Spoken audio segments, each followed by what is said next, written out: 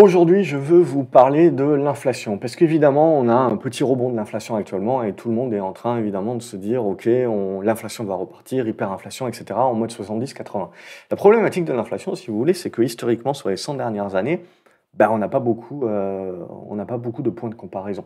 Donc essentiellement, la majorité des gens vous parleront toujours des années 70-80, avec cette inflation de second tour qu'il y a eu. Vous voyez, vous avez un premier niveau d'inflation, de boost dans les années 73-75, puis vous avez la désinflation avant d'avoir le rebond et la remontada 78-79 et compagnie.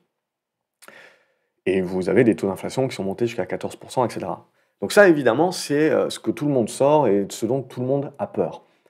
Mais moi, ce que je regarde, c'est la sortie de la Seconde Guerre mondiale. Sortie de Seconde Guerre mondiale, également, vous avez donc une problématique donc de montée des prix, mais parce qu'il y avait un déficit, finalement d'offres, si vous voulez. Il y a de la demande, vous avez un déficit d'offres. Alors qu'on peut arguer que dans les années 70-80, c'était l'inverse. Euh, donc là, c'est la même chose. Vous avez un épisode de désinflation derrière, vous avez des petits rebonds. C'est pour ça, si vous voulez, qu'il faut faire très attention, parce que c'est un paquebot, c'est quelque chose qui bouge très lentement, et donc il faut bien intégrer que les rebonds que l'on a actuellement, éventuellement, si vous voulez, ce n'est pas des relances de la tendance haussière à l'inflation, c'est juste des petits rebonds techniques, éventuellement, mais qui ne remettent absolument pas en cause la phase de désinflation. Ok, et cette phase de désinflation, vous le voyez, elle a continué ensuite dans les années 48-49. Ce qui est très intéressant dans cette période-là, justement, de fin de Seconde Guerre mondiale, c'est que vous aviez les taux longs, hein, qui étaient capés à 4%. Pourquoi? Parce qu'en fait, si vous voulez, tout le monde était très endetté, et vous ne pouviez pas vous permettre, si vous voulez, de laisser finalement les taux de marché être de marché, être réellement de marché, puisque à ce moment-là, on n'aurait pas été dans la capacité de pouvoir refinancer aussi rapidement la reconstruction et compagnie. Et donc, on avait décidé de caper et de contrôler la courbe des taux. In fine, on finira peut-être sur la même chose, hein, à un moment donné ou à un autre. Donc, il ne faut pas sous-estimer également la puissance des États et la puissance des banques centrales sur ce point-là. Mais l'idée ici que je voulais juste vous dire, c'est que c'est possible de ne pas avoir un renouveau de l'inflation, une hyperinflation. D'une part, vous pouvez avoir une inflation linéaire plutôt que des hyperinflations, c'est quand même très rare. Euh, et puis les années 70-80, c'était quand même aussi très spécifique. N'oublions pas justement post-Seconde Guerre mondiale, le baby-boom, vous avez essentiellement un flux de main-d'œuvre qui arrive sur le marché du travail dans les années 70, justement. Donc voilà, tout ça, c'est vraiment à prendre en considération.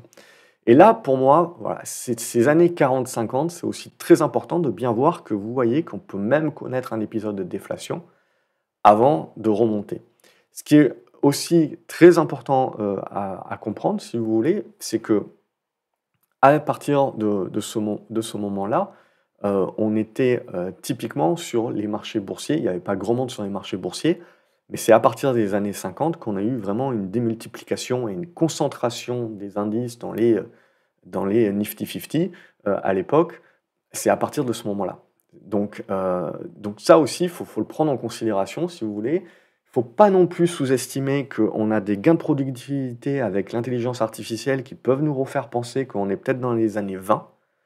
Ok, les années 20 qui ont poussé la productivité jusqu'à arriver en 1929. 1929, si vous voulez, c'est pour l'intégrer, si vous voulez, tout le monde parle du crack, etc. Mais en fait, ce que vous avez surtout, c'est un retour à la moyenne. Donc ça aussi, il ne faut pas sous-estimer les choses. Il faut bien comprendre que l'économie, c'est une bête, si vous voulez, qui est bien plus compliquée que les mecs sur Twitter qui vont vous balancer un graphique et qui vont vous conclure derrière tout ce qui va se passer à l'avenir avec juste une donnée. Vous avez énormément de variables, le monde est mondialisé, quoi qu'on en dise, euh, c'est beaucoup plus compliqué que ça.